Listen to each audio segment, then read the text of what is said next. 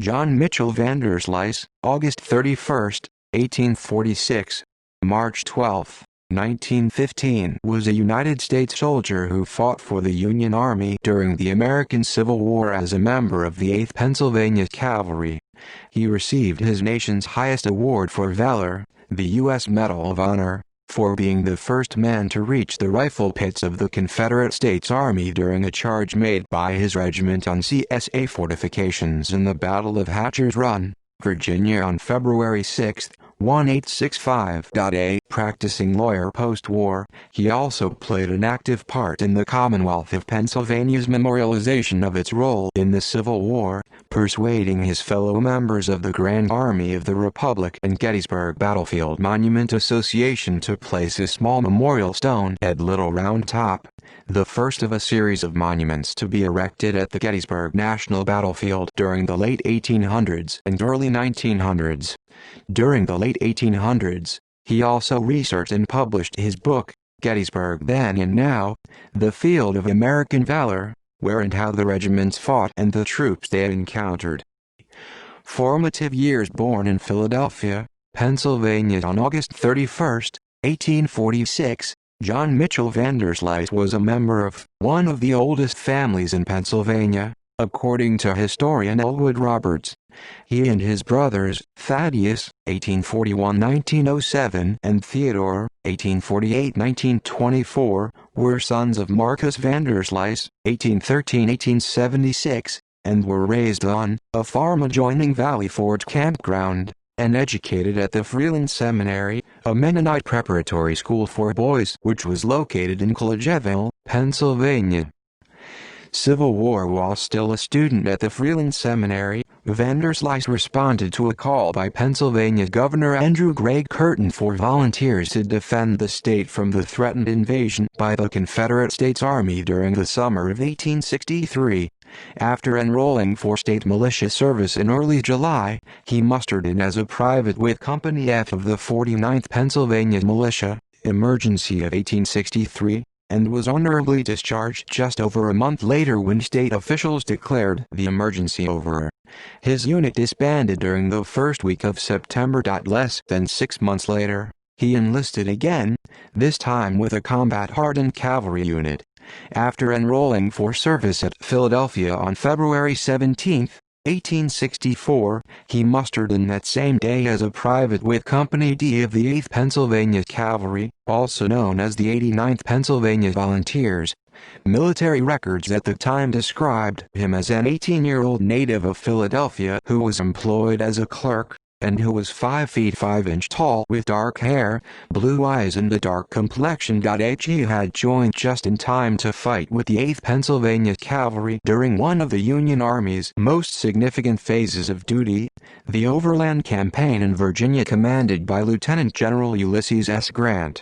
Beginning with the Battle of the Wilderness, May 5–7, 1864, he and his fellow cavalrymen fought continuously in a series of battles at Todd's Tavern, May 7th, Spotsylvania Courthouse, May 8–21, Yellow Tavern, May 11th, Haas Shop, May 28th, Cold Harbor, May 31st, June 12th, and Trevilian Station, June 11–12, before engaging in the Siege of Petersburg, June 9, 1864, March 25, 1865, and its battles at Jerusalem Plank Road, June 21–23, St. Mary's Church, June 24, Deep Bottom, July 27–29, Reims Station 2, August 25, and Poplar Springs Church, September 30, October 2. 4 months later, Vanderslice performed the act of valor for which he would later be awarded the U.S. Medal of Honor.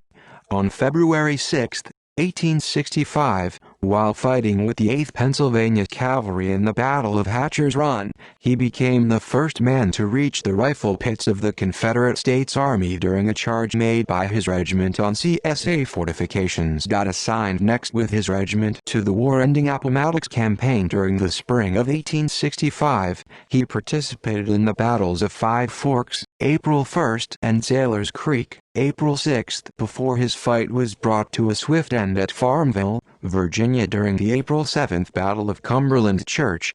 Engaged at that time in a saber charge, he was toppled from his saddle as the horse he was riding was killed. Captured by Confederate troops and held briefly as a prisoner of war until General Robert E. Lee's surrender at Appomattox on April 9, he was then honorably discharged by general order on July 12, 1865.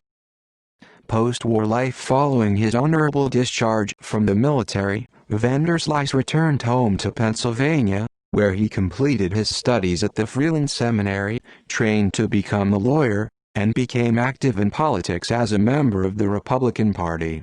Admitted to the Philadelphia bar in 1869 after completing 3 years of legal studies with prominent Philadelphia lawyer Theodore Cuyler, Vanderslice also quickly rose to prominence as an attorney through his representation of the Baltimore and Ohio Railroad. In 1870, he wed Caroline Cecilia Hamer, a daughter of Collegeville physician James Hamer. According to historian Elwood Roberts, she was not only a fine classical scholar, but an accomplished musician who had graduated from the Pennsylvania Female College, and who was descended on her mother's side from Cotton Mather. Together, Vanderslice and his wife welcomed the births of Miriam, Stanley, Ethel, Edith, Clarence, and Mabel.